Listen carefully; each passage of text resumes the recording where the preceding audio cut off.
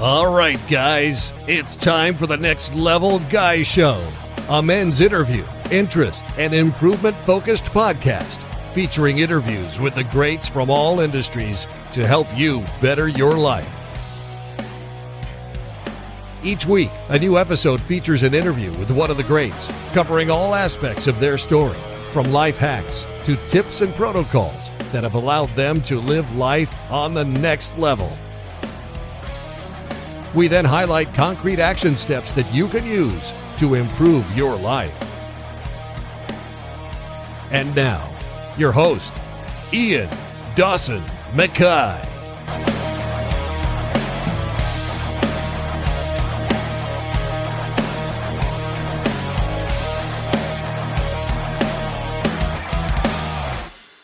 And today's guest is Charisse Cooke. Charisse is a psychotherapist with over 19 years of professional experience. She works in private practice in London and is also an online educator through social media. Specialising in relationships, Charisse offers challenging, hard-hitting advice to anyone wanting more honest and authentic relationships.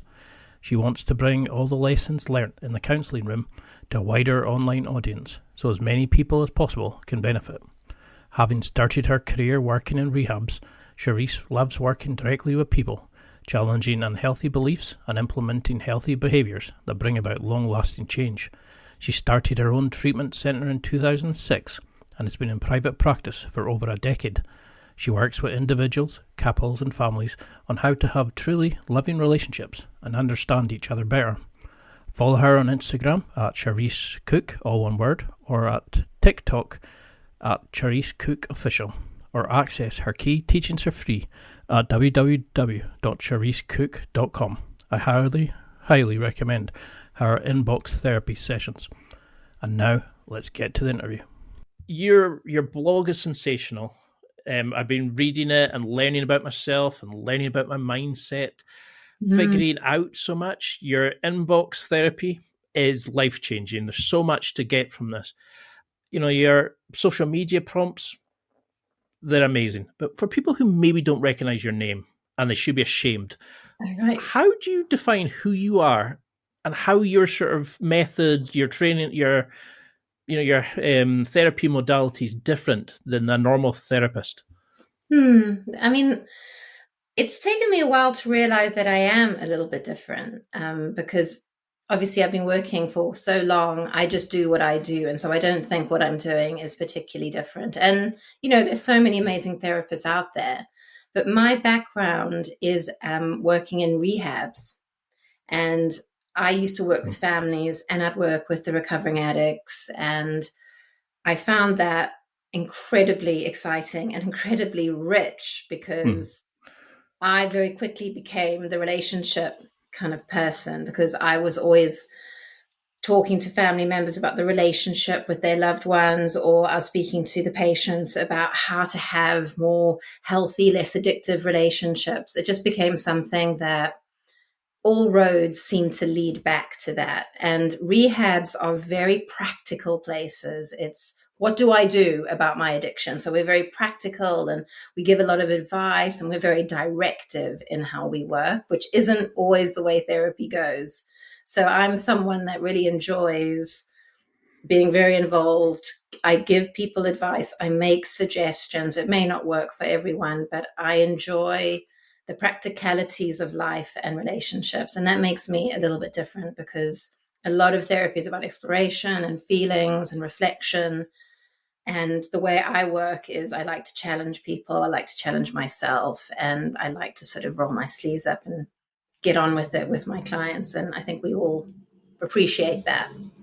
No, it's a great answer because I've used sort of talking therapy before, like CBT. Right. I bought books on NLP. I bought a book on, is it ESMR? MR?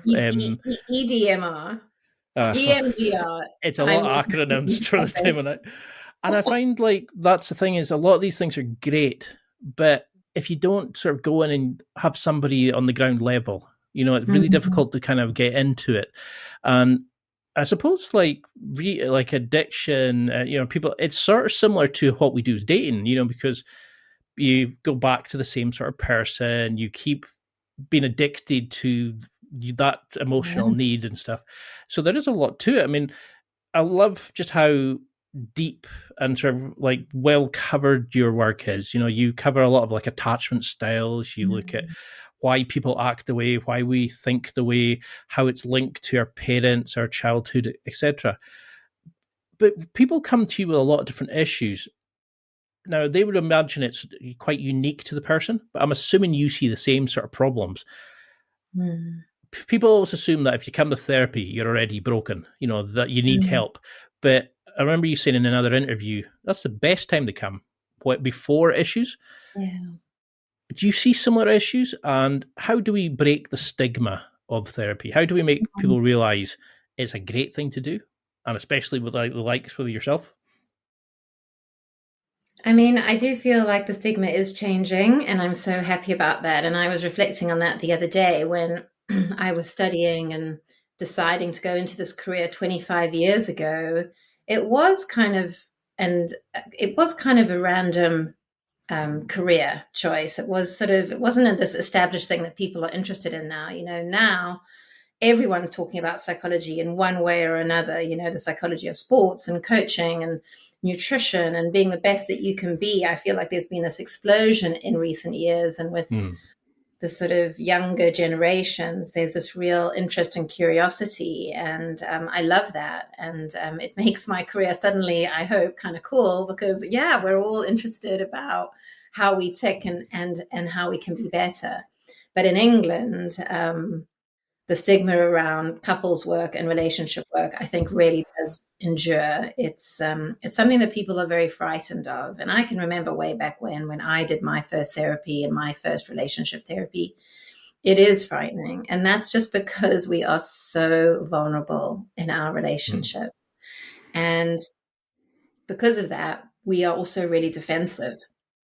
So there's this sort of contradiction that I think happens, which is we really want to connect with people. We really want to learn about relationships. And at the same time, we really want to protect ourselves, because it's such a daunting prospect of actually opening ourselves up to another human being. And then when things are going wrong, the vulnerability and the defensiveness is even greater. So, in the olden days, the vast majority of people who sought couples therapy, their relationship probably wouldn't survive because they left it too late. As a relationship therapist, I have to be okay with relationships ending, although I do find it quite painful.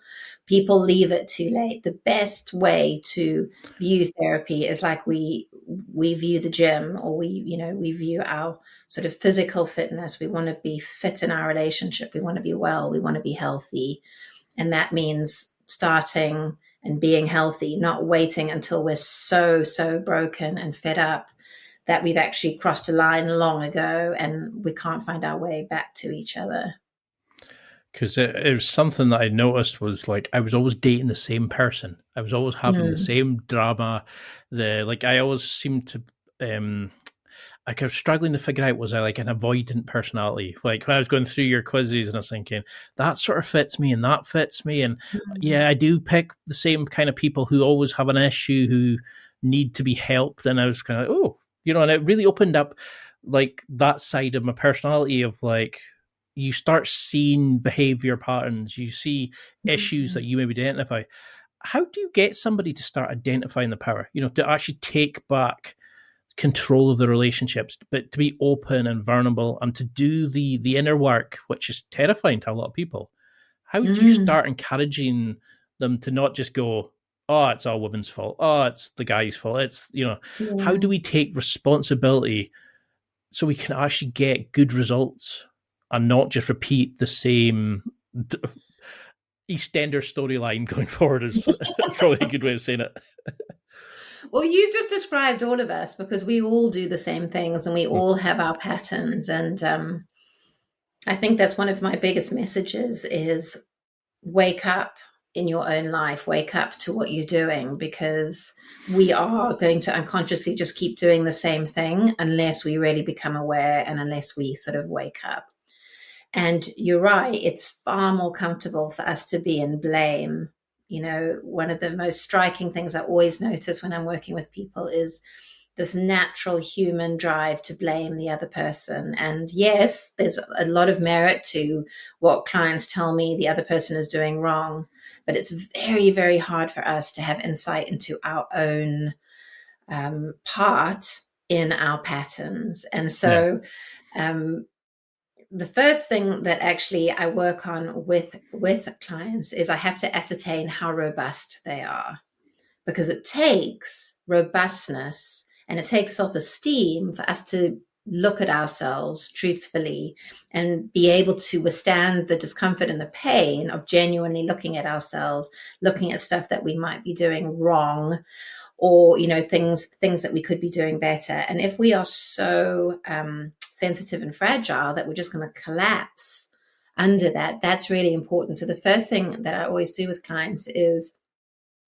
really support them in feeling stronger, giving them tools to feel stronger, that they can handle, you know, difficult emotions little bit by little bit, but also, you know, affirming them and pointing out their kind of positives. And this is also what I do when I work with people when they come as part of a relationship, is let's look at the strengths of the relationship. Let's look at the strengths of the individuals in it. So I think that's really important. Find out what your strengths are, focus on those. And then when you're really sure and feeling good about that, then let's look at our patterns. Let's look at what we're doing and really bring about a sort of a motivation and a willingness to really try to do things differently. It's as adults, we're not good at doing things differently, but it is something that we can strive to do, as counterintuitive as it may feel. So do you think that's like why a lot of people repeat the same patterns that, you know, that we attribute, like, because we learn through storytelling, we kind of add stories to things rather than just saying we're repeating that pattern because of, and then give a fact. We want to give a reason that, you know, if it hadn't been for my mum being a bitch to her while she was younger, like when we were dating, or, you know, is that why things like the history workbook work so well? Because you actually get people to stop looking like immediately with the emotion and actually writing down what happened and looking for patterns. And like you're saying, then working out from there.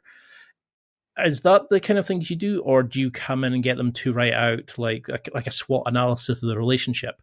What's great, giving gratitude, but also what's negative? How do you start incorporating these methods into your work? Yeah, I mean, what I really like, once we've established what the strengths are and where who we are as a person outside of our relationships, I think understanding patterns is really important, because we are unconscious. We are unconscious in our lives. We have no awareness about what we are doing. But my big message is we have our patterns and we're going to go for who we go for. We're not just suddenly going to go, oh, I know that I go for these people that need rescuing, and I'm never going to do that again now that I know that. It's deep in us. It's cellular. We are going to, who lands on our erotic radar is fixed in us, right? That's that. If only right? it was that easy not to. Absolutely. So my message always is don't beat yourself up. You're going to have your type. You're going to have your patterns. And my advice is just try to work within extremes. We can pick people that are extremely unwell or extremely bad for us or extremely fixed in how they are behaving and how things are. And we've got nothing to work with then. Our work is to do things differently in the relationship. So maybe there can be a little bit more movement and there can be something to grow with the other person. If the other person is even 10% willing to grow, that's when we've got something to genuinely work with. And I really think what am I trying to say? That we are going to have our patterns, and the best thing that we can do is notice the story, as you say, this narrative that we have. So you're on a date or you're with someone for a while and you notice some similar things happening and you're feeling some similar things. And then the road kind of parts for us, and we can sort of do what we've always done and just carry on and do all the familiar unconscious behaviors. Or we can start doing something different. And that means often thinking differently about it, noticing the story we are telling ourselves, noticing what we expect, and noticing how we are behaving in ways that are going to perpetuate it. So what can we do differently? Notice when we're telling ourselves a story of, oh, here we go again, or poor me, I've got this difficult thing, or God, why do I always choose these people that are so stunted in their emotional development, or whatever. That is a moment of opportunity for us of like, okay, what would I normally do? How can I do something different? How can I stand up for myself? How can I communicate when normally I would keep quiet? Or how can I keep quiet when I'm normally explosive and shouting and kind of blaming? How can I do something different? And then maybe something different might be possible. And then I'm creating on a daily basis something new, something different that can grow possibly into something that's less extreme to my normal patterns.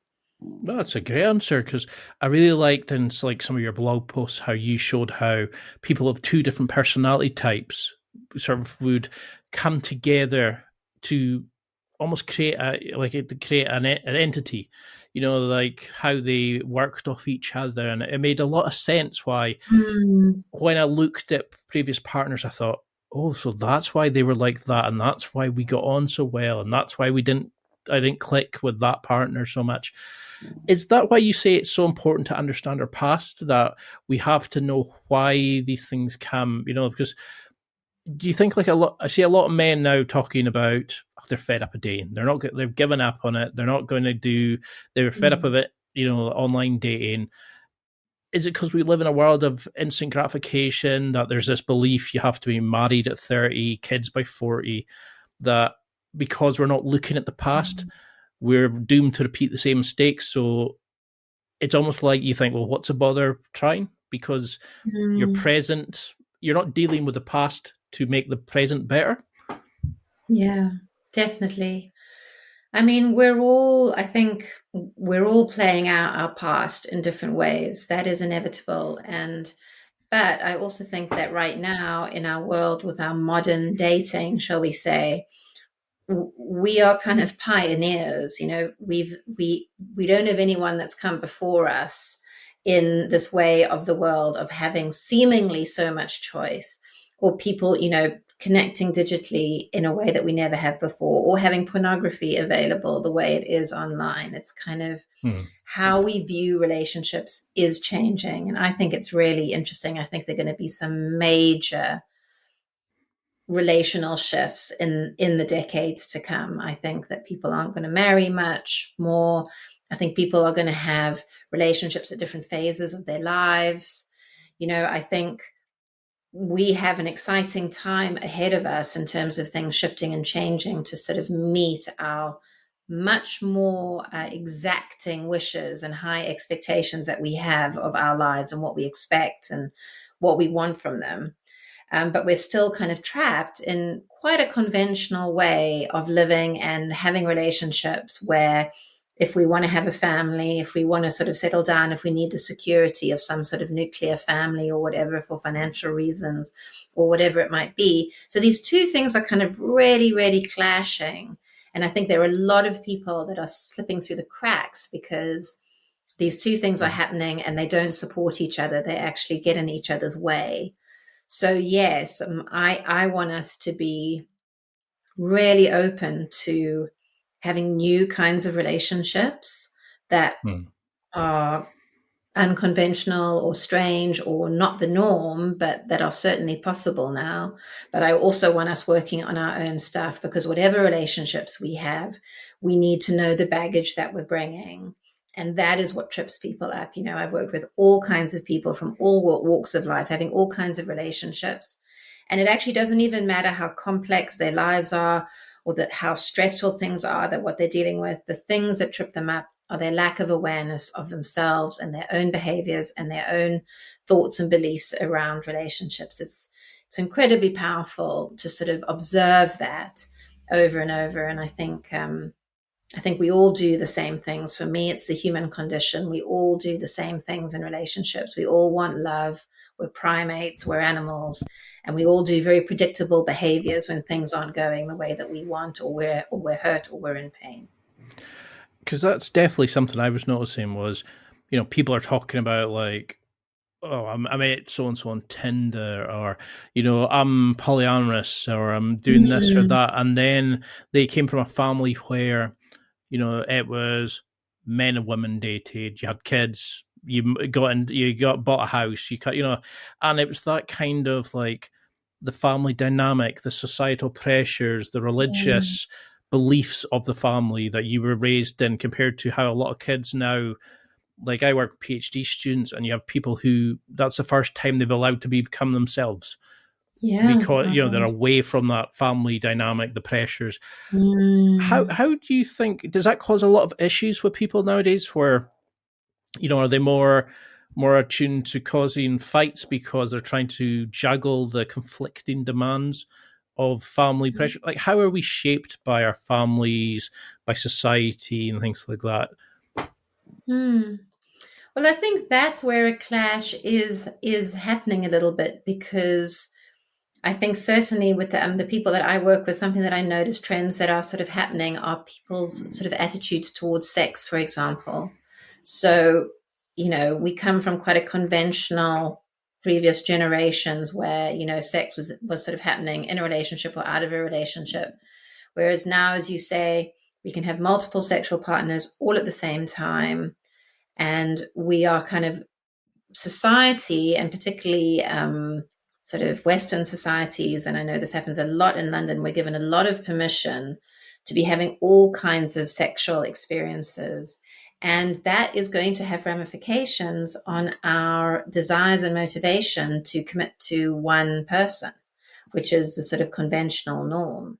And so I definitely notice this sort of, there's a boundarylessness in some ways to life now, where kind of anything can happen. And when people are single, they can feel very lost. They can feel very like alone in this busy world, and sort of struggling to find the place that's right for them. And that's because there's so much going on now. There's so much that we're being told that we can do and we can experiment with and we should try and we deserve and we're entitled to. And I think that does cause problems, because we are getting more and more individualistic in our attitudes. We are really interested in ourselves. We're very interested in our lives and having the best life we possibly can, and having experiences, and really wanting the best for ourselves. We're not very group oriented. We're not very relational in how we approach life anymore. We don't completely value relationships and being together and sacrifice and compromise and the things that relationships require from us. I think we're losing our way a little bit with that. When relationships are too difficult or too challenging, people are just ending relationships and leaving. And that's definitely something that I think is clashing and causing problems, is kind of sticking it out, doing the hard work of getting to know someone and loving someone isn't something that people are really interested in moving forward. I mean, does that sound does that resonate with you, what I'm saying? Can you recognize that? I mean, I can remember dating people, and it's like you mentioned one of your blog posts, where they would come in and you were the best thing since sliced bread. But the second the sheen wore off, it was amazing how quickly they would just say, "Oh no," and they would give you some fake, thing of, "Oh, it's not you, it's me." It's as soon as they had lost that appeal, and it was on to the next thing, it was like the kid with the shiny toy, and that's something I definitely I struggle with, because there's that thing of you're broken if you're single, especially after a certain age, and people would turn to you and say things like, "Oh, I'm sure you'll meet somebody soon." And you're thinking, well, what's the difference between me? Should I go and date somebody that I'm not happy with just to fill a societal belief that, and I mean, that thing of, like, you've mentioned in other posts and interviews, where the first relationship you should have is with yourself. Now, I've struggled with like self-image. I know I've had mental illness. I've had people who who really struggle with self-love at times. They have this like prison they carry around, this kind of negative voice. I deal with intrusive thoughts and things like that. I know people who don't want to go outside and stuff, and to be told that you're not complete without somebody, or when you start dating somebody and they want to go, yeah, okay, I'm going to go off to the next person because they look better, or they're a bad boy, or and it's difficult to, I don't know, for your identity in the world, especially when people are kind of not wanting to commit to relationships like you're mentioning. How do we start learning to love ourselves before we start even thinking about loving somebody else and creating a life together? How do you start working with somebody to build their, I don't know, like their own sense of self, their own sense of worth, to stop then perpetuating the same mistakes later on? I know it's a kind of a waffly question, but if that makes sense.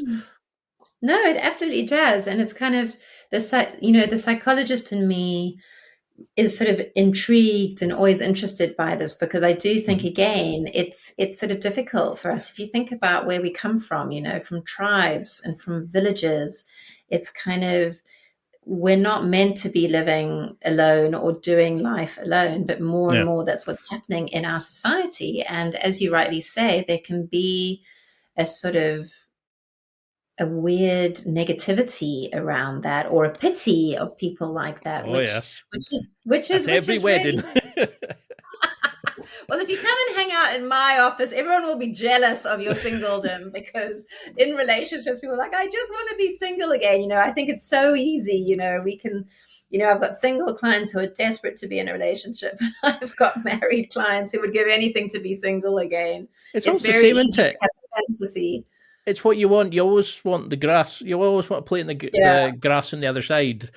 It's like we always want what the other person has, not realizing that they have just as many problems because of it. It's so for single clients. Do you see like that kind of a self-image issue that they arise with? Why do they have a reason why they see themselves as single?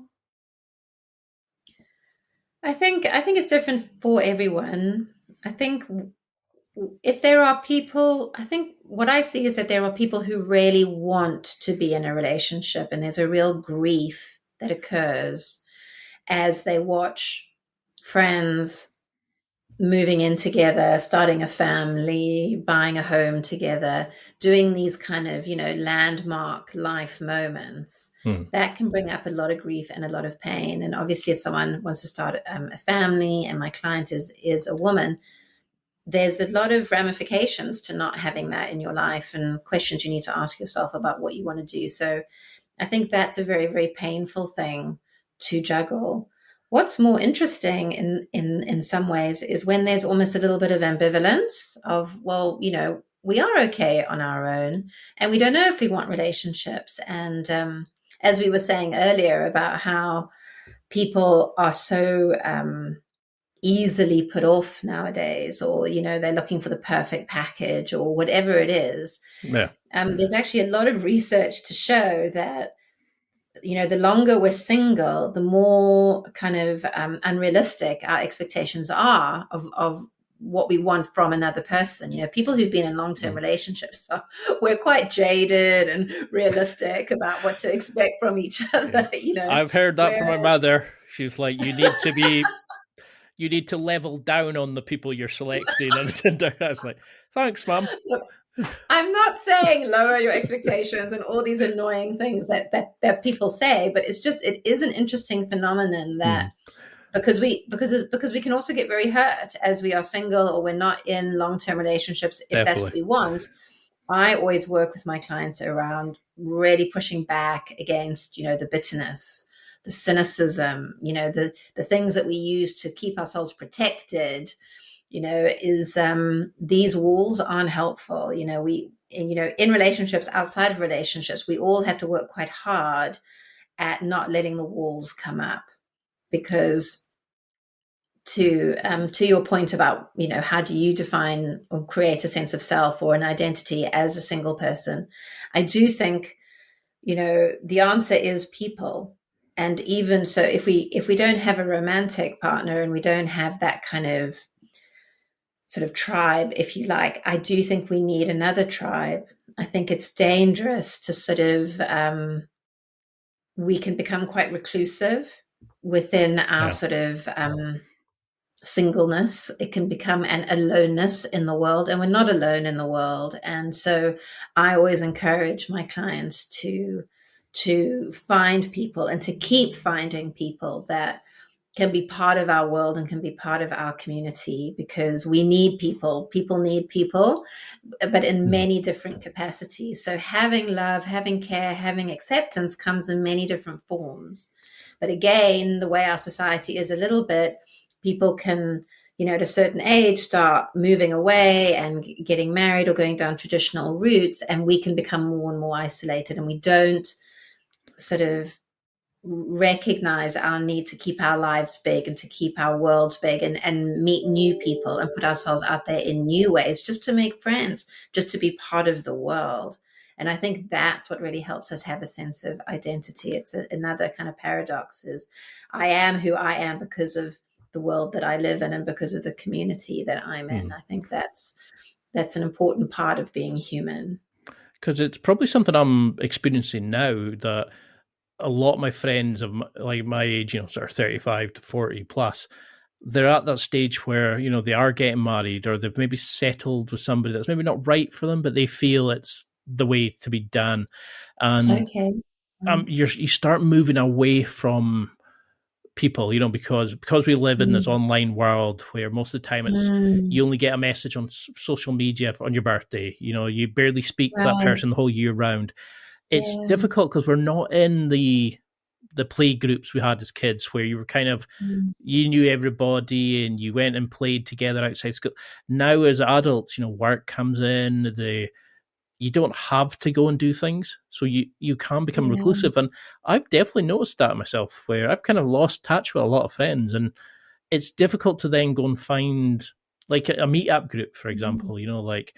I like archery, I like this, I like that, and it's okay, go do it. And people are like, oh no, and they'll sit and watch TV. And I think it's difficult in today's society to find your tribe. I really like the idea of going out and finding people to give you that stability, to give you that identity, so you don't feel like, I've got friends who completely change when they have partners, because it becomes them. It's all they can do is with their partner, where they suffocate them, because to them they're only complete when they have a partner. It's a hole they need to fill. And I find that quite funny, that you won't hear from that person for 6 months till they split up, and then suddenly they want to come back, because they can't be on their own. They can't take the time to regress and just learn from it. That's something I definitely struggle with. I mean, a big thing I have just now is one of my ex-girlfriends from, oh God, must have been about 10 years ago. I use her as a benchmark because she gave me the initial highs. It was, it wasn't the first person I had sex with. But it was my first love. It was the first of a lot of things after a really bad relationship. And I use her now as a benchmark for all potential people. Now, the problem is they never get a chance to prove that they can give you those highs or better highs, because you're basing them off what you knew before. Is that based on my personality type? Like I'm an avoidant this, or I'm a this type of attachment personality that is there a reason that we do this, where we can't move on from ex-girlfriends, where we use them as like a benchmark for future relationships? Definitely. I mean, it's interesting because, people with more of an avoidant attachment, I think, can sometimes struggle to move on from previous relationships. But when you say that, I sort of immediately wonder and am interested in about, whenever we think about our behavior, it's useful to think about, what is this behavior doing for me? Is this behavior helping me move forward? Is it holding me back? Is it keeping me safe? We do things. Our behavior is actually very symbolic. It isn't sort of very literal. So I think there is something important about questioning what is the purpose of this comparison? On the face of it, it could be something really positive in that you had a great experience with someone and had a great uplifting relationship with them, and that's something that you want, and that's fair enough. But it's great that you can recognize that you're not giving other people a chance, or opening your heart enough to experiencing that kind of a high or a different kind of a high. Because don't forget, you are a different person now. Who you were then was Ian then. You're different now. And of course, she'll be different now. And the relationship that was possible back then is going to be different to the relationships that are possible now. Mm-hmm. You're probably going to bring a lot more maturity and care and empathy and, everything that we get as we get older, hopefully with a bit of experience, into your relationships now. Whereas when we're younger, we are carefree and we do have these quite exciting liaisons that might have been really wonderful at the time, but may not have been hugely sustaining or nurturing in the medium to long term for us. So, this could be an opportunity for you to reflect on what it is that you want right now and what you want for your future relationships, because it feels like you and maybe your body is stuck in a moment where the feelings were so pleasurable and so compelling that you're confusing that for who you are now and the life that you're in now. And it's kind of stopping you being able to really give fully to someone else or even try with someone else. Does that make sense? That's a brilliant answer, because it made so much sense. Because when I was initially there, I'd be thinking, they just don't match to her. I'm not feeling the spark. I have friends who've come out of relationships and people have said, oh, his ex did a number on him. And, they're kind of like, okay, but we don't, as guys, I find we don't have an option to go and speak to somebody. It's rare to kind of move on from a breakup, because you don't really have somebody that you can come up to and be emotional, to be vulnerable and say, I'm really struggling. I mean, I put it down to my depression, to intrusive thoughts. I put it down to, it's rumination. I looked up POCD. I looked up. So I was trying to find a justification for it, rather than, am I not learning a lesson from this? Is this going to keep coming back till I realize what it is? And I really like that about your history workbook, because I could stop and start thinking, so what should I need to learn from this? Do you think that's a thing of like, people struggle? We automatically fall into these behavioral patterns without rising above it, without being able to see, oh, wait, that's my behavioral pattern. I need to work on that. Oh, I am shouting at my partner because of this. I had to be confrontational in my previous relationships. How do we start rising, being the mountain and rising above the clouds? I'm trying to think who said it in an interview, where think of your thoughts as clouds and you're the mountain, just let them drift past. But how do we emotionally regulate and control ourselves so we can observe rather than just react? Yeah, I mean, there's so much of relationship therapy that kind of boils down to that, because the reactivity that we have in the relationship, and whenever there's sort of something happening, we get so caught up so quickly, and it feels so real. It feels so justified for us to be upset or be hurt or, fight back or whatever it might be. So yes, emotional regulation is key for our happiness, and it's key for staying present in the reality and not just falling back into our endless, inevitable, unconscious memories from the past or associations from the past. And I think emotional regulation is a highly personal thing. Different things work for different people. So I've got some clients, when I'm working with them,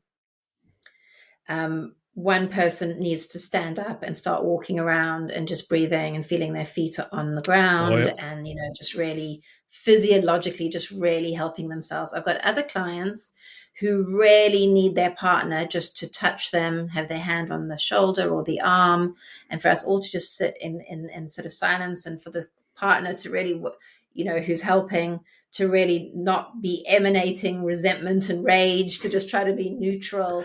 That calms the nervous system down, I think. But before all of that has to be a very large dose of humility to recognize I'm feeling really worked up right now. And it's almost like the more righteous we feel, the more we feel we are in the right, the more we need to just try to pause, have that maturity to be like, okay, hold on. I'm really feeling powerful right now, and I'm really wanting to get my teeth stuck into this.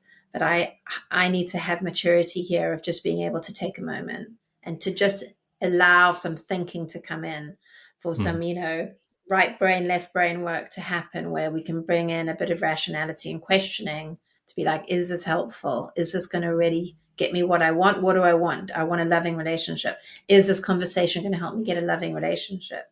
Is what I'm saying and how I'm acting going to help me stay loving and be loving and elicit love?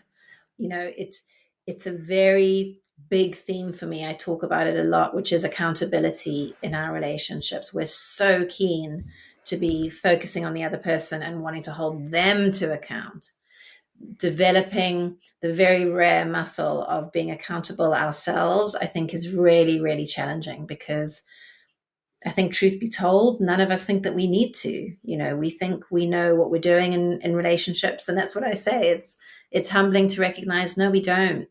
We literally every day have to start anew and be thinking about what we're doing, and not just doing what we think is right, really questioning what we're doing and intentionally choosing to do behaviors and speak in a way that's going to help us get us what we want, not just what we feel like we want to do. That we need to avoid, actually. That makes a lot of sense, because I remember you talking about how relationships are about teaching the other person how to love each other. And I always liked how people would say that it's them. You're so like, if something bats up against us or we don't like it, people say, well, whatever you see that you don't like in another person is probably a reflection of something in your own personality that you don't like. And, we immediately go, it's their fault, it's their issue. And I really like the idea of actually going, this is where I struggle, this is what I need help with, but also understanding yourself enough that you can explain why you react the way you are, and not just fall into the shouting matches and the things. And you have such a unique gift of writing that out and explaining it that you kind of go, wow. But when these moments happen, I mean, I can sometimes catch myself and go, okay, take a couple of breaths, go for a walk, etc. Is there a way that you teach people to kind of emotionally ground themselves? Is it a good idea to, like do box breathing, or the second you start feeling the tightness in the chest to kind of go, no, I'm going into one of these patterns, and then, like you're saying, go for a walk, or speak to your partner, or, take a couple steps away till you can feel the anger or the emotion dissipate, and then go back into the conversation? Is there a method you teach your clients? I think, yeah. I mean, I like to be creative and do things that surprise people or kind of derail the sort of tangent that people are on. So I think anything that interrupts that is good. So I'll get people to stand up and do jumping jacks, or sort of swap chairs, or, lie down on the floor and have the conversation while they're lying down, anything to sort of, again, bring something new in, because these are such well-worn neuro pathways in our brain, that it's like the M25 of our brain has, all roads are going to come back to that. And we're here in therapy just trying to create like a little garden path of new behavior. It's really, really hard. But yeah, I love breathing. And I think one of the best techniques that I will suggest and that I'll work with when I'm working with more than one person is you can't immediately respond. So first of all, the ground rule is be respectful in what you say. Be emotional, be angry, be upset, but be respectful. And again, like, well, that's interesting. How do I do that? So that's already a learning. And then you can't just come back. You can't interrupt. You can't talk over. Everyone needs to pause before responding, because I want people to respond rather than react. So sometimes, when I will first have clients in, there'll be the tennis match of insults and one-upmanship and put downs and everything. And we'll go, okay, well, that looks like, fun. Do you want to carry on like that? Or shall we try do something else? And then we do that thing where we then learn what it is to emotionally regulate and to sit with discomfort, and for our bodies to sort of be regulated and calmed within that. So one person will speak respectfully, and then there's a pause, and we can do box breathing. I like 4-7-8 breathing. I always recommend that. But whatever breathing you want to do, you might do a very quick body scan or whatever, and then you respond. And so we slow things down. I think the slower we can be with each other, the better. And that's very challenging for me because I'm quite a fast talker and whatever. So slowing down and sometimes feeling the feelings, feeling the anger, feeling the frustration. It's healthy for us to do that. It's healthy for us to learn to sit with feelings and to again develop this robustness. Where we can tolerate this. It's not fun. It's not nice, but I am an adult. I can do this. And let me just think about what you said. And then when I feel ready, I will respond. And because we're just sitting here and taking our time, I can also sort of trust that as I respond, my partner is going to listen to me because they're going to have to pause and then respond to what I've just said. And then suddenly this thing of trust also begins to build, because something I observe with clients when they are arguing or going through conflict is the trust immediately goes, and we sort of begin arguing in the hope of regaining trust, and that probably isn't going to happen. Whereas slowing things down, pausing, and then creating this very gentle exchange, sometimes with very big emotions and on very difficult subjects, I don't know, it creates a very cool atmosphere of respect and time and value and trust. And that, for me, goes a very long way. Wow, that's an awesome answer, because somebody once said to me, I think it was on Instagram, to treat yourself like somebody you loved. You wouldn't let your inner critic speak to yourself the way you do it. And then as I started thinking about it, I was thinking, it's a lot like a friendship.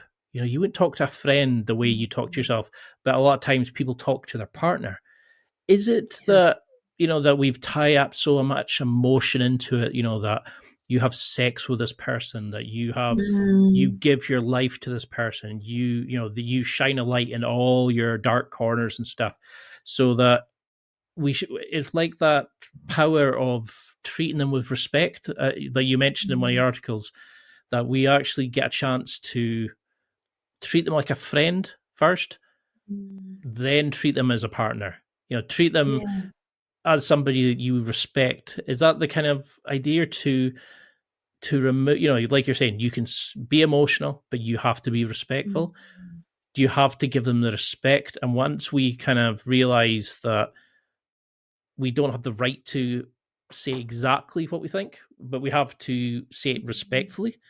Is that the kind of idea behind it? To treat them like a friend as much as a lover, as a partner, etc.? Definitely. And I think definitely, because I believe the friendship is the most important thing. And so many people say, oh, I married my best friend, or my partner's my best friend. And I think that that's true. And maybe I think a really good word, similar to that, is the word friendly. I think let's just try to be friendly to each other. We can be good friends and we can have friendship, but I think something that sort of guides our behavior is this friendly? Am I being quite friendly right now? But I really want to acknowledge as well that our intimate relationships are our most all consuming. Even with our great friendships, we don't see them as much as we see our partners, and we don't generally live with them, and we're not generally tackling life in the same way with our friends as we do with our partners. So there's a lot of pressure on these kind of home relationships or intimate relationships, and it is hard. And I think that's where the challenge comes in. It's the day in, day outness of our really close relationships that wear on us. And so friendship and respect and, politeness and all of that, it is difficult to sustain, and it is annoying and frustrating living with people, and people are going to be really irritating. I think let's be realistic about it. But that's why it's useful to just at least have this understanding of, we can very quickly slip into ways of relating that aren't sexy, that aren't friendly, and is probably going to negatively impact your relationship in some way. I think it's good to try to bring your A game at all times. Again, it is that thing that at the beginning of the relationship, everyone's trying to be perfect and everyone's being so cool and understanding. And, I will challenge my clients sometimes, and I'd say, well, what would you do if you just met this person or you were 3 months in, when you would rush out at sort of 10 o'clock at night to go and get something for them, or go out of your way to do something, or really take care of your appearance? What's changed? Why is this person who you are still having sex with, who's still part of your life, is the most important person in your world? Why is that lessened, I wonder? And that's not a reproach, but it's just something to think about in terms of where we put our energy and where we put our priorities. Because you definitely see that, don't you? As people kind of like, they talk to the partner in a way, and you kind of sit there and stunned, and you're like, that's not the person I know. And it's like you're saying, is because you have this deep emotional connection to that person, that we almost sometimes forget that it is actually the most important person, or we're working towards it. Yeah. Something I struggle with is when I start a relationship, I want to, I don't know, is it like a love language? Like, I want to do things for the person, I want to help out, I want to go and do stuff, and like, I feel like the connection straight away, and I sometimes think I come on too strong. How do we avoid that kind of building the connection, but becoming coming on too emotional, probably because before you understand the person? I mean, I know you've got great ways of describing how a person is and why they act that way and stuff like that. So as we're learning that, how do we avoid becoming too emotional connected, but or acting in a way that goes against their personality type, where we kind of scare them off? Because I think I'm in a date and I think, oh, this is going amazing. And at the end, she texts us and goes, I just didn't feel it. And that destroys me, because I've already started thinking, oh, I want to take her here. I want to show her this. Because I start building a life probably in my head, because I'm probably at that point of feeling that loneliness. How do people like that avoid, I don't know, like fucking up a date, fucking up a relationship, because you, instead of just enjoying it, we start building a life with them where they're not, the other person's maybe not ready for it? Well, I think, first of all, I think that's a really beautiful thing. And I don't want that to sort of become something that you resist or demonize or kind of think is some kind of a problem. But what I would say is, I would love it for you to let people earn that from you, rather than you just automatically giving it. That makes a lot of sense. Is that why we feel the anxiety as well in a relationship? When you are out with someone, if you are wanting to do certain things, I would suggest to sort of resist that. I would suggest being about 30 or 40% how you want to be, and allow a relationship to unfold. Allow someone to show you who they are, and you're showing a little bit of who you are. But, I think it takes months and months to get to know people. And once we really know people and we've shown 30 to 40% of that part of us and our heart and that vulnerability, then if they've earned it, then we can really show more. And also, what I would want to challenge you on is for you to ask for more. Because sometimes when we are very giving in our relationships, we're often giving what we would like to receive. But we're more comfortable giving. It's an interesting thing that we do. So I don't want you to stop being a wonderful giver. And that's so important. And it's such an amazing trait, especially for a man. So hold on to that, but save it for someone when they've earned it. and challenge yourself to also ask for and make requests for some of the stuff that you probably so generously give others. Sort of allow people to step in and be there for you in ways you're probably automatically there for them.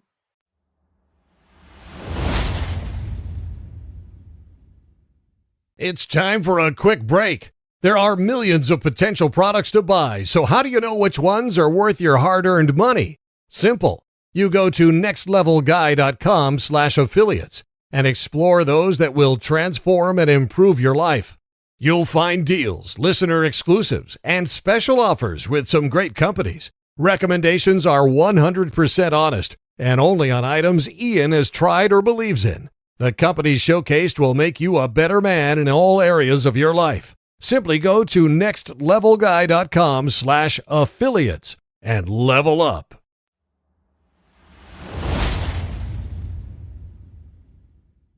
And how then do we take people who are struggling with like emotion, maybe they've started being a bit more controlled in how much they give in a relationship. But when they start feeling jealousy, when they start feeling sort of negative emotions, that their partner's a bit flirty with a waiter, they're with a guy from work or something, are there red flags that we can notice? Are these things our personality type coming out, that these are behaviors coming from original relationships and that we need to catch them before we then scare off the next person? Or are these red flags justifiable? Can we create red flags because each person is a unique person and a unique relationship? How do we start working out what's good, what's going wrong, etc.? Well, I think these old-fashioned things like respect and like patience and reciprocity and, values are really, really good guides, because it is dependent. Some people are very extrovert and playful and flirty, and it's not a problem for their partner. There's still a strong sense of trust. Whereas for someone else, that might feel hugely threatening and disrespectful. So I think that is kind of your guide about, how am I feeling as this relationship progresses? Am I feeling respected? Am I feeling safe? Am I feeling trusting? Because we do have a lot of instincts, and I think the safety one is really important, because that's very, very key to our attachments. How safe do we feel with someone?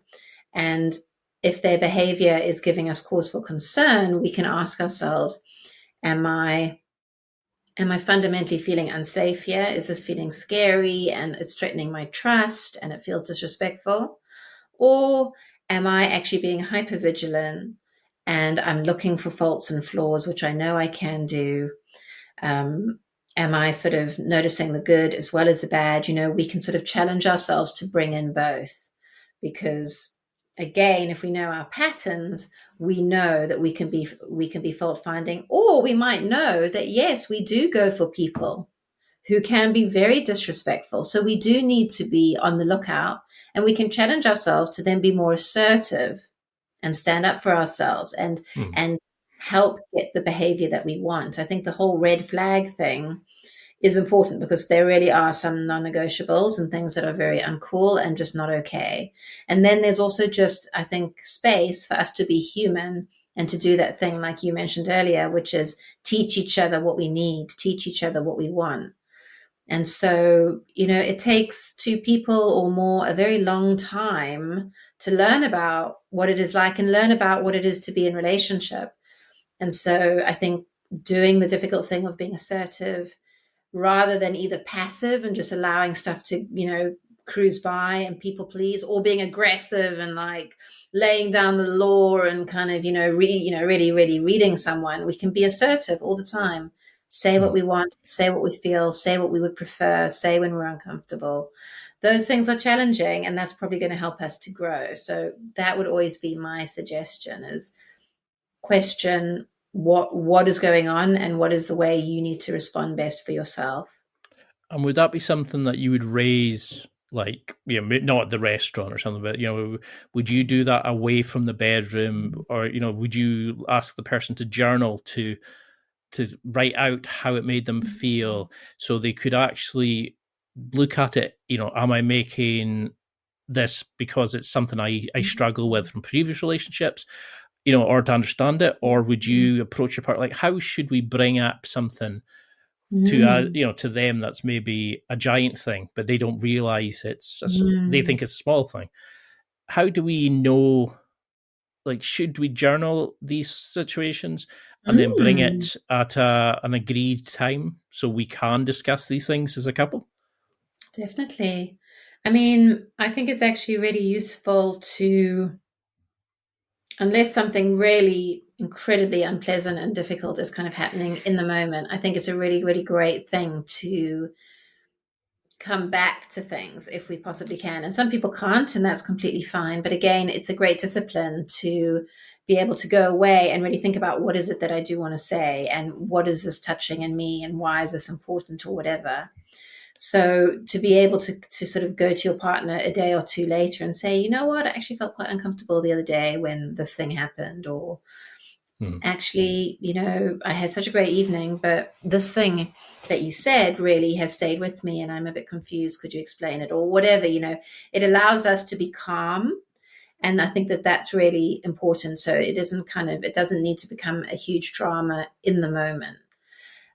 But something I sort of definitely suggest to my clients when they're established within the relationship is to have like a relationship meeting and to have a meeting every week or every fortnight, where it's a little bit of a air clear, but it's also an opportunity to say really positive things, because again, that's also something that we forget to do and we don't do enough of. And for a lot of people, the love language, words of affirmation, is one of the most popular love languages. And so it is an opportunity to talk about the good stuff, to sort of say something that you loved, that happened in the week when you thought your partner looked really great, or something you really appreciated. And this other thing was just a little bit annoying. Do you remember when this happened? And so it creates kind of a safe space to bring stuff that where you both are sort of committed to working on it. It's sort of, we can, you create safety around it and say, no one's allowed to take things personally. No one's allowed to be defensive. Everything's said with love. It's about growing. And so it becomes this sort of really nice, safe place where we can talk about difficult things. And we can have a time limit on it. It's not going to last longer than 20 minutes, but it gives space to stuff that's important in a relationship, and it allows us to stay on top of things. It's not a moment to whinge and whine. It's a moment to be constructive and really keep growing and keep learning about each other. I think it's useful to have that boundary, because sometimes if it's late at night, or we're busy, or we're stressed, or we're not expecting it, and our partner suddenly comes at us with something, it can escalate, and maybe it doesn't have the right boundaries around it. So I do always recommend that. I think that's a great practice to do. No, I love that, because it's, people who get these sort of anxious feelings about a relationship, that we're drifting apart, and they don't have a way of communicating without it turning into a fight. And I really like that idea of actually an agreed time, a safe space, that you have set rules, that you can't just go in and go, well, you said that, well, you said, and because it's like this emotional defense that you always see the other person as the bad guy. It's never your fault. It's always them that has done something. And taking away that emotion, taking away that drama, like you say, I love that idea, like, because how many people do you see having like proper screaming matches and like when they're out with friends because something's clicked off?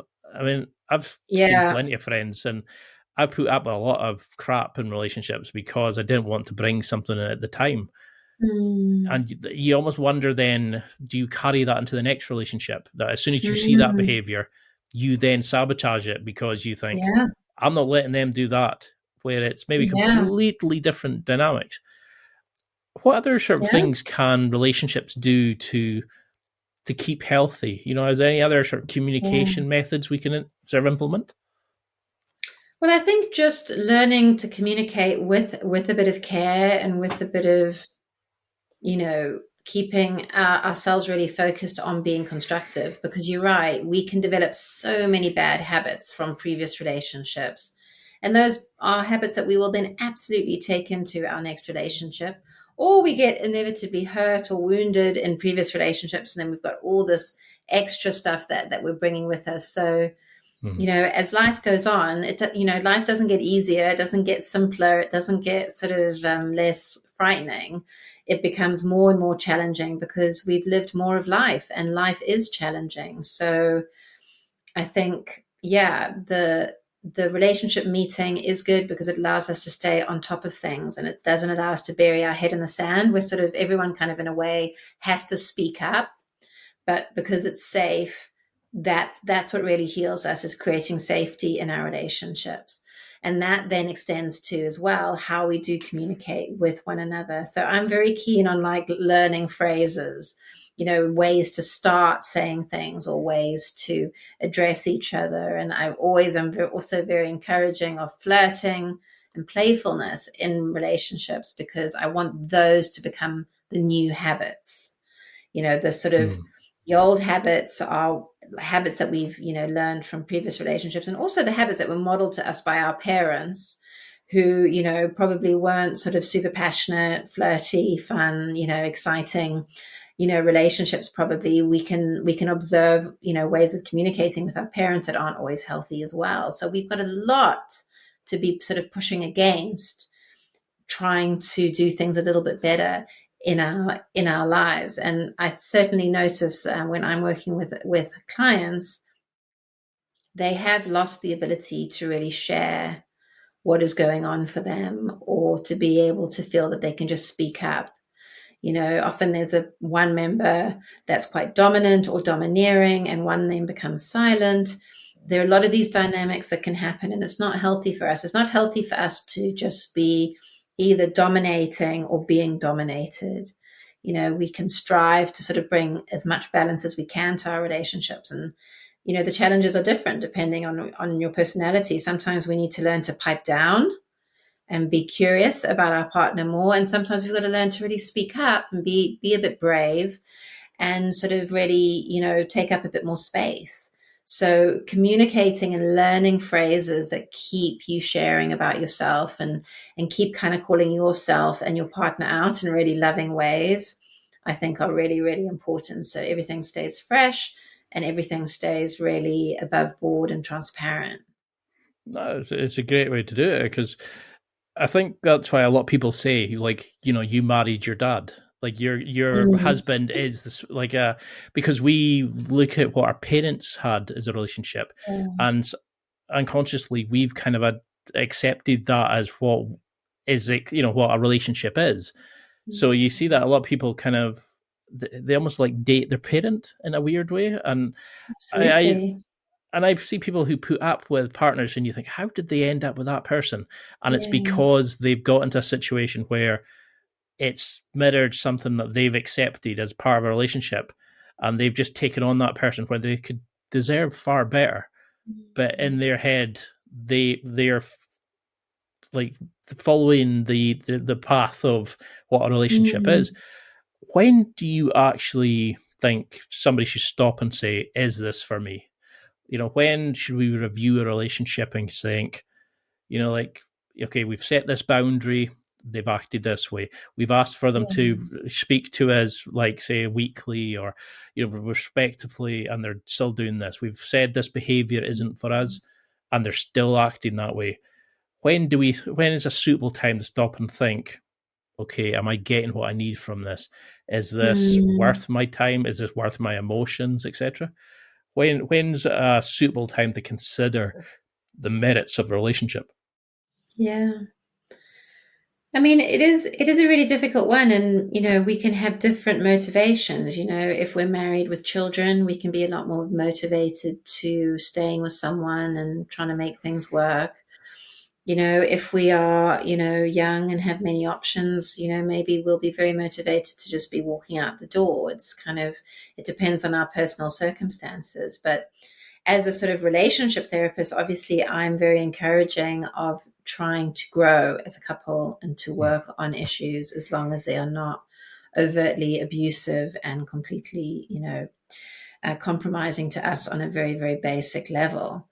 And so, my answer to that is kind of years rather than months. I think that, we can commit to really giving ourselves a chance and the other person a chance. But we can also, I think, and I don't know if you ever encountered this in your CBT, there's they talk about that we really only have three options in life. We can change, we can accept, or we let go.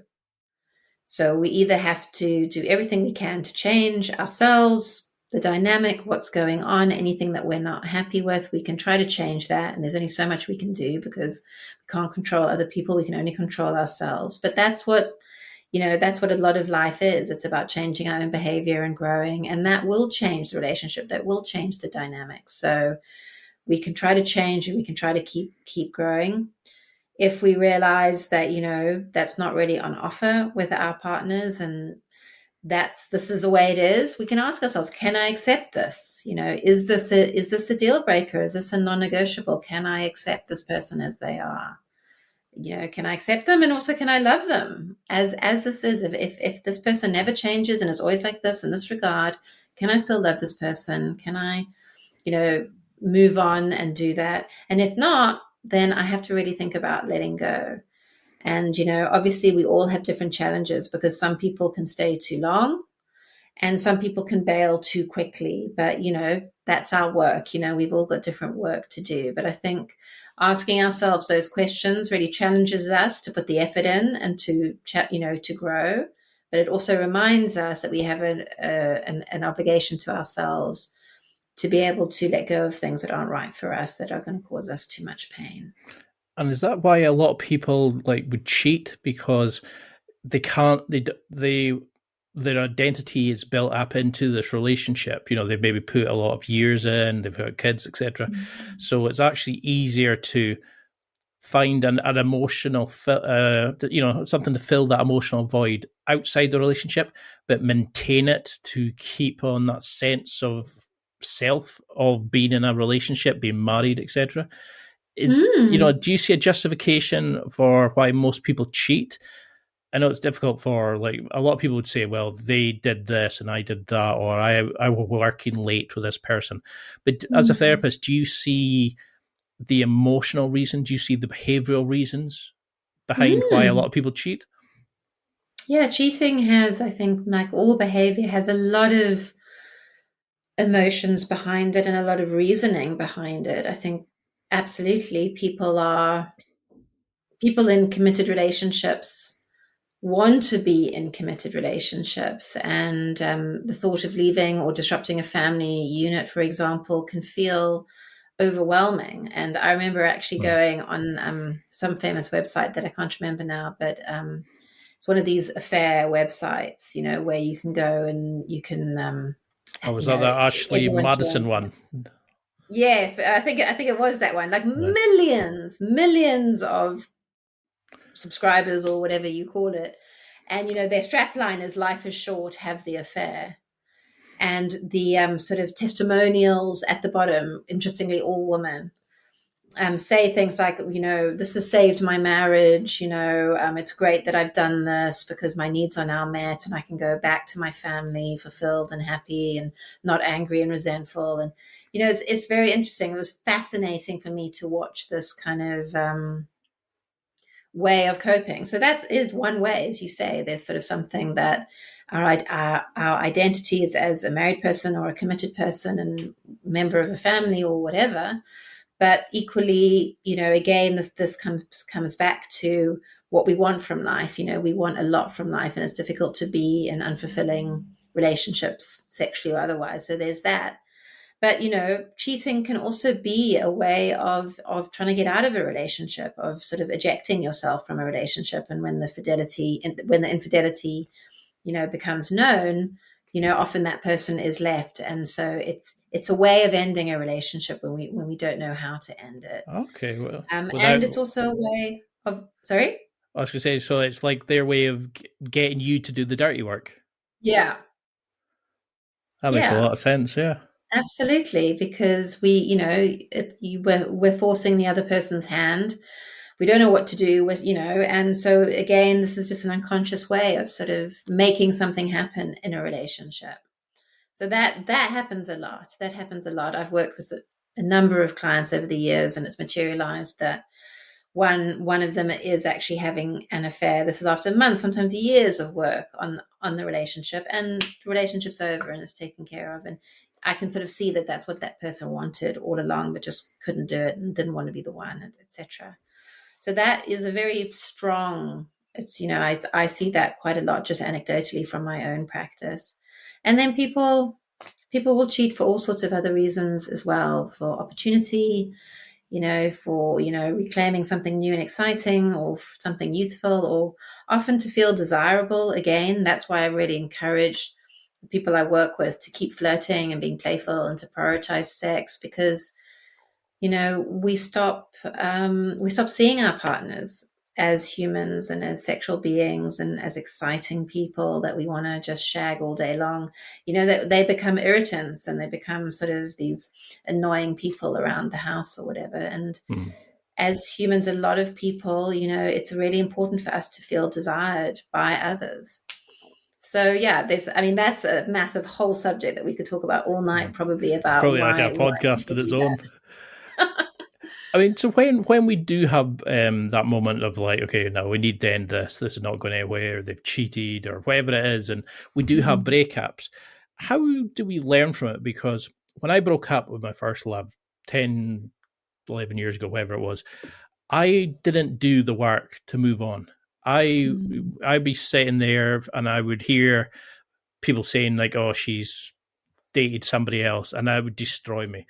And I met her a couple of years later, and she came and stayed, like she was coming out for drinks and stuff, and she was saying, oh, I could go pull that guy at the bar while I do it. And I was thinking, how could you say that in front of me? And then she would say things later on. She was saying that she wanted to get back, but she was with me, but she was afraid my family hated her. And it was like an emotional roller coaster. So all this time I was thinking, like, anytime she'd say this or do that, I was wrapped up in this emotional roller coaster, and I built up in my head all these feelings and thoughts and replayed the bad stuff since the breakup, or somebody saying, oh, she's a lot of people's exes, when I said she had been my ex, like when I was saying, oh, she had met her. And I've never kind of moved on from it. So I've carried that baggage for 10 years. How do we stop that happening for guys? How do we get to sit and go, okay, I need to grow as a person. I want to learn from what it's taught me, but I need to put a block down here. I can still have feelings for them. I can still, whatever it is, but I cannot live my life controlled by it, because I've carried this into every other relationship. And I know plenty of other guys who judge, the one that got away, the girl that did the number on him. How do we, how should we stop and go, take the time to heal, but not let this continue, to actually become a better person, to have a better relationship going forward with the next person who deserves better than probably, oh, well, you're doing that because I noticed my ex did that. And they're like, but they're completely different people. How do we give the next person a true chance, but also heal ourselves? That's a great question, because it's so important. And I mean, the way you describe this relationship, and I think we've all got relationships like this in our past, is that it sounds quite addictive in nature. As you say, there were these highs and lows, and that is so compelling. And that literally imprints into our attachment system. And as humans, we imprint sort of challenging stuff, difficult stuff, like traumatic stuff, like an addictive relationship. We imprint that more strongly than a fulfilling, kind, nurturing, positive experience. And that could be just an experience in life, or it can be an experience in relationship. So we can get stuck in this place where not only are we remembering this challenging relationship, although exciting and full of highs and lows or kind of whatever, but we don't see it accurately, because it was an addictive relationship. We were treating each other like drugs. And we can be looking to someone else to choose us, to make us feel better, or for them to sort of, take away our feelings, or for us to rescue them, or them to rescue us. These are some of the patterns that we can look at, and we can be more realistic about in terms of what was actually going on here. Because what I experienced and what happened wasn't good for me. And maybe it felt very exciting and very thrilling. And I'm getting confused about what that chemistry actually was. And that chemistry was actually really destructive to who I am as a person. And if that was happening in my life continuously, that could probably cause quite big mental health problems for us all to try to be digesting and trying to sort of figure out. So I think it's just about doing that really difficult thing of taking something that's probably become quite a cherished memory, possibly in your own mind, of what you thought it was. And this is actually a big trait of anxious attachment, which I believe we have all the attachments in us. We have different relationships, and sometimes we can be avoidant, sometimes we can be anxious, and often we're sort of a combination of the two. But, anxious attachment has a lot of yearning associated with it, where we also idealize people. We can put them on a bit of a pedestal. Oh, yes. And we can sort of, we put them up there and we put ourselves down here, right? And so they become these amazing people that once chose us, and weren't we so lucky? And God, if we could just get that back, how great that would then make us. And we can get very, very confused that, and forget that we're all human and we're all flawed and we're all equal. There's no one better or worse than anyone else. And so that yearning, again, we can look to our past, and we can look to that relationship, and we can look to that relationship even earlier about what's familiar to me, about wanting something that I can't have, or having something for a moment and then it being taken from me, or a relationship being good and then it being disrupted and something happening. And we can recognize that there is something really probably big happening that's very, very, very, very familiar to us, that this relationship really tapped into.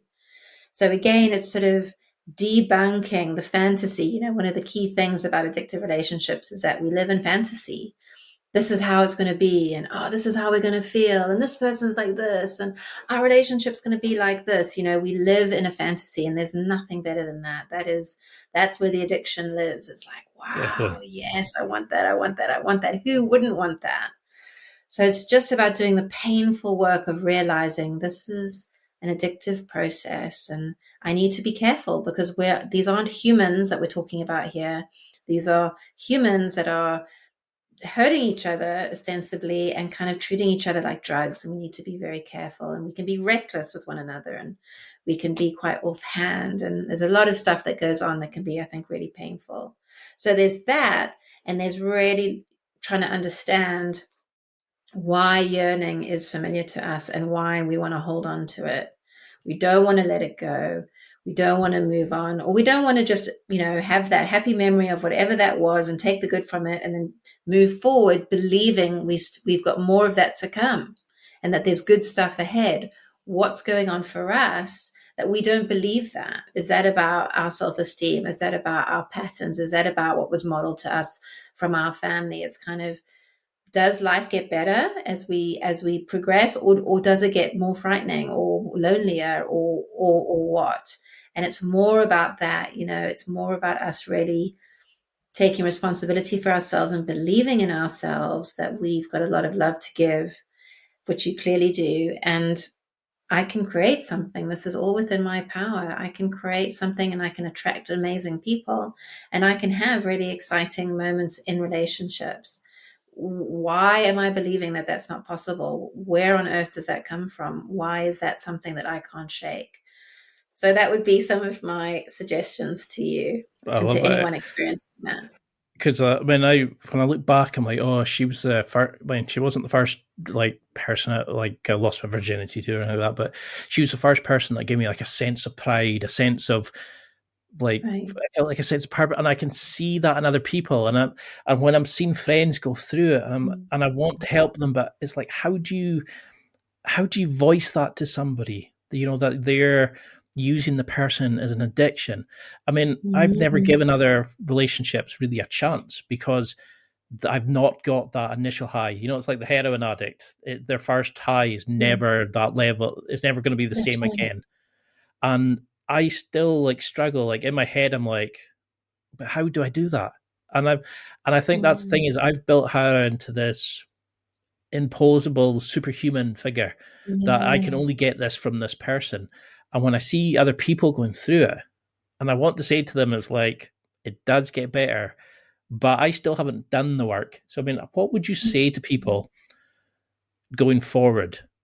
Now, what activities, what habit changes, what Mm, things can we do as a single person after a breakup to start healing, but also to start living life again, to meeting people, to being mm. open to new relationships? Is there a way that you would work with a client after a bad breakup to see their own sense of value, to get back on the horse, so to speak? Mm. Well, definitely. And I think it sounds like anyone who is experiencing this, and for those of us who do put people on pedestals or are little fantasy addicts when it comes to relationships, that awareness is really important so we can call ourselves out.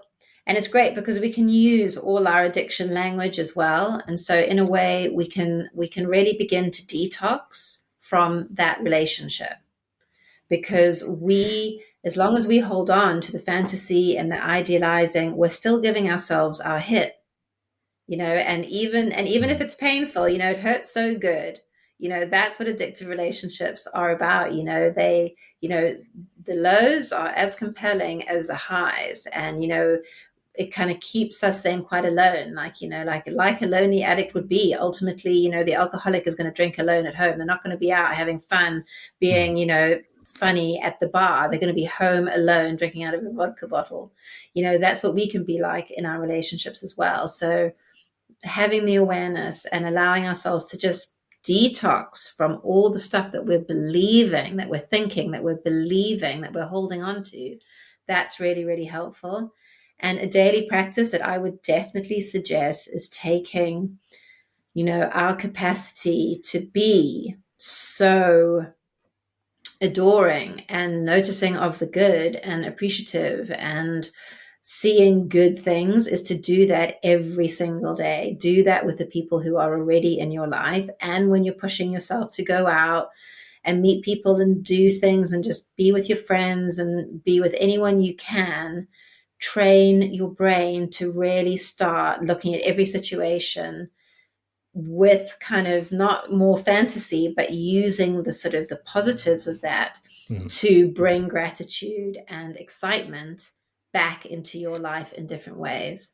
Because we can sort of box off an earmark and put away something, and then we think, oh well, that's where my excitement lives, and that's just so wonderful. And it's like, well, that's on us a little bit, because what have we done to create excitement or to create joy or to have uplifting experiences? We're waiting for someone else to bring that into our life. And again, that's the thing. So we can rescue other people, and we can also want to be rescued ourselves. And that's part of this kind of process a little bit. And what I'm saying is that we have the capacity to be really enthusiastic partners and really loving, passionate partners. And we've got to be that even when we're single. So I would sort of challenge someone to literally every day have a list of like minimum 20 things that are just crazy, joyous, fun, exciting, interesting, stimulating, Mm. sexy, and exciting about the people in our life, about ourselves, about what we're doing, what we're working on, to kickstart that part of us physically and emotionally that probably has checked out and is waiting for that to happen in some other kind of addictive relationship situation again. It's like we've got to we've got to liven ourselves up. We've got to wake up and get that heart pumping for life and for ourselves. It makes a lot of sense because I think back like how much I still live the relationship rather than what's happening of all the good things. When I do a gratitude thing, like I do 3 things in the morning, and I try not to do like the water. Like my brother was saying, oh, I'm grateful for the water, the warm bed. I was like, no, I want things like but it's small things, it's like not having to go into the office or having a chance to prep for a guest or interview somebody amazing like yourself. But it's like I'm also not taking advantage of all the good stuff in my life, and I think that's something, to leave the past, to actually start embracing the present, to create a better future by living in the present. How do you deal with then people who come to you and say, I've looked at this is fantastic, I'm moving on, but I regret, like I think of how many events I went to that I thought she might be at, how many times I was afraid of mentioning certain names because I was afraid she might be brought into the conversation, or how many times I've been stuck in my head looking at couples and going, oh, I wish I had that, and she was the only one I even came close to marriage with. And how do we deal with the regret as we're moving on, where we realize how much time we've wasted? I mean, I think now I've never really given anybody else a chance, and I'm coming up to my 40th thinking, fuck, I've wasted my life. I've given up on kids, I've given up on marriage because it's too late.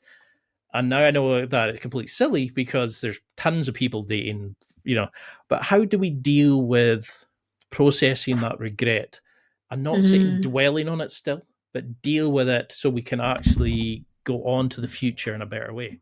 I know it's a big question, but no, but it's great because I think the regret is part of the addiction. It's really mood altering.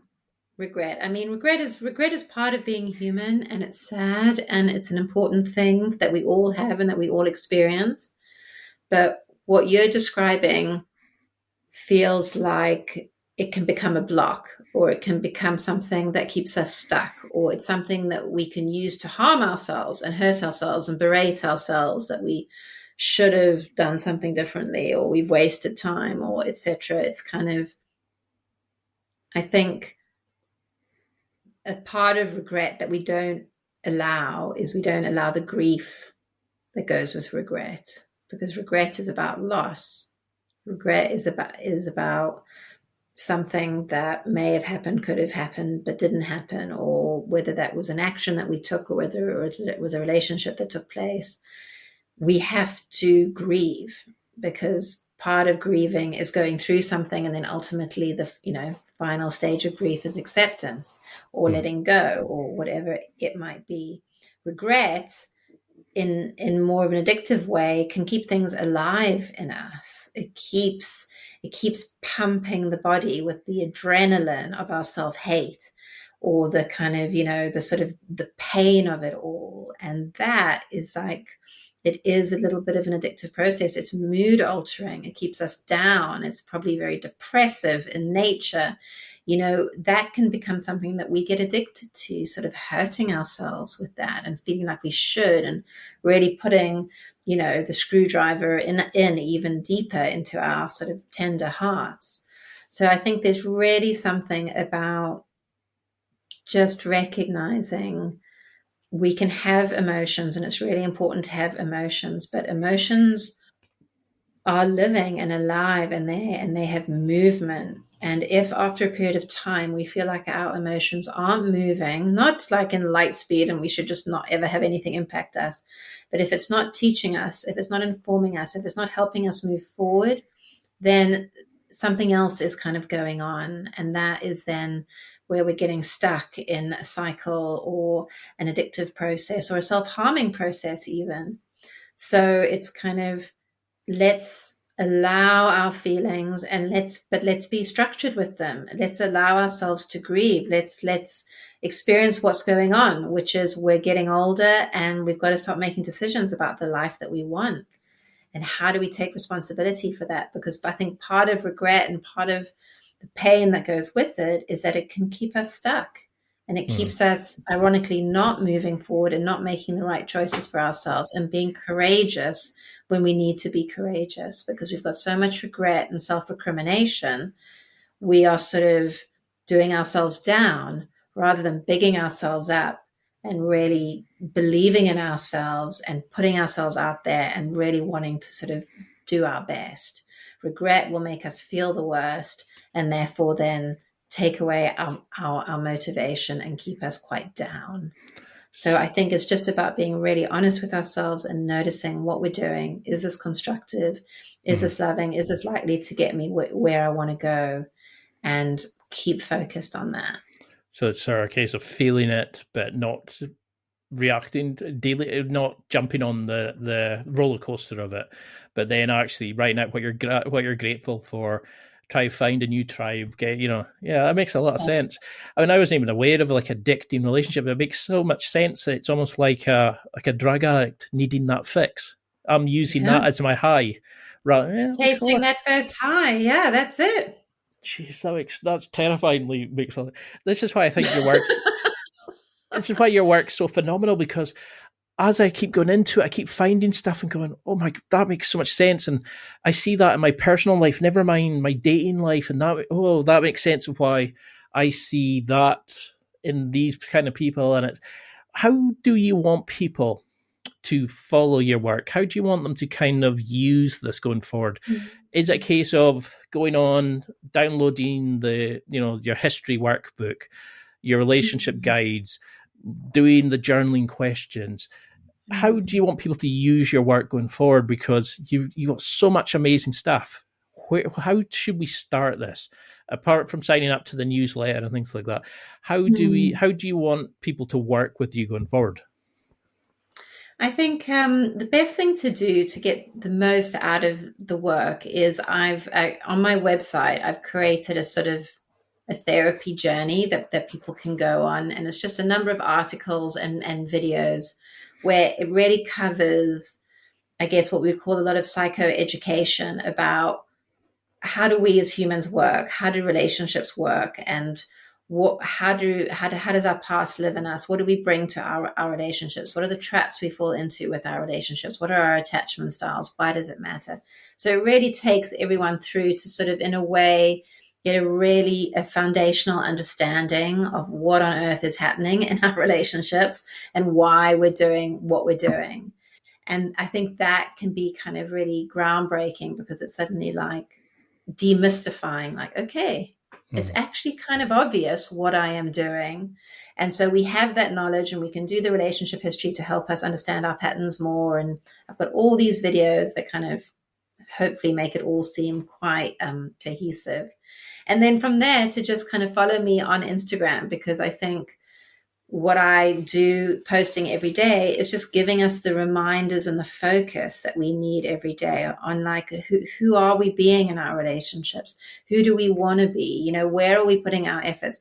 These are all the traps that we fall into. Have you fallen into them? We need the daily work, the daily effort of just keeping our head above the water, because it's so easy to drown in our negativity in the past and all the stuff that's gone on, and the stuff that's going to sort of sadly keep happening unless we're really putting the effort in to do something differently. Because the prompts are fantastic. Next year as well, I'm going to create an online course where people can be even more kind of involved in doing things, and whether it's with your partner or as an individual, it can be a consolidation of all my teachings in a really super structured and consolidated way. So they can, people can have a sense of, okay, I can do this course and I can really learn about myself and my relationships and know what I need to be working on. So I'm excited to be launching that early next year. I'll definitely be signing up for that, because I need a lot of help. And I think that's the great thing about the prompts, is it just gives you a daily reminder to kind of stop and go, no, don't follow that pattern. Okay, rise above it. Look above it and sort of understand what you're doing and see where it's coming from and what you need to deal with and the emotions. And it's fantastic. I mean, like we were discussing before, I think you should be doing TED Talks, you should be writing books, you should be giving speeches to kids, to shape young people, to teach them about how to have healthy relationships. There's so much more. What do you want people to take from this? I know we're way over our time. I'm really sorry for any other appointments and things. But until I can get you on to do another one to, really get to promote other things and to really discuss even sort of deeper things. But what do you want people to take from this? What would you like them to take as a sort of go-home message? I think my go-home message is love is a beautiful thing. And the vast majority of us don't know what love is or how to get the love that we want. And the things that we do for love, sadly, are actually not the things that are going to get us love.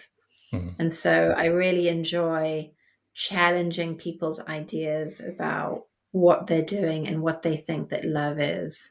It's like we're all chasing something. We all have some ideal of what we want. And we don't actually know what's going to make us happy, most of us. So I just love the idea of just exploring this idea of love. What is love? Because right now in our world, there's so much pain in our relationships, and there's so much disappointment and sadness, and there's so much bitterness and anger. And, you know, we've lost our way a little bit with our love affairs and with what love can be in our life. Mm-hmm. And so I really like to challenge people to really love wholeheartedly. And what does that mean? And how do we get there? And how do we get that from other people? So, you know, my message is don't give up on yourself. Really be open to challenging everything that you know about yourself and relationships, so something totally new and spectacular can reveal itself. I love it. I truly believe your stuff is life-changing. You're phenomenal, and the stuff you're doing is helping so many people. And I love the fact that you've got me thinking about my relationships. You've got me understanding who I am as a person. And I think all guys really should be doing this as much as girls to truly understand why we are the way we are. How do you want people to keep in touch with you? You know, I mean, how do we find you on social media?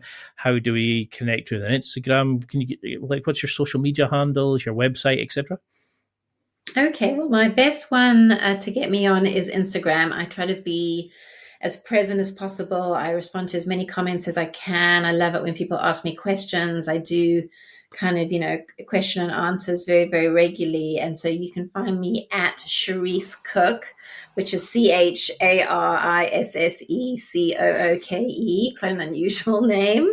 Mm-hmm. So it's at Charisse Cooke is my Instagram handle. And my website is charissecooke.com, and everything is there, you know, all the free resources, the whole therapy journey, the relationship history, all my videos, everything lives on the website. So if you're really wanting to kind of dig deep, it's all for free. It's all completely available just on my website to just work your way through the website. That I've really given everything I can to that, to really bring everything I've taught, everything I've learned, everything that, you know, relationship work is all about from my perspective lives on the website. So that's definitely worth a look.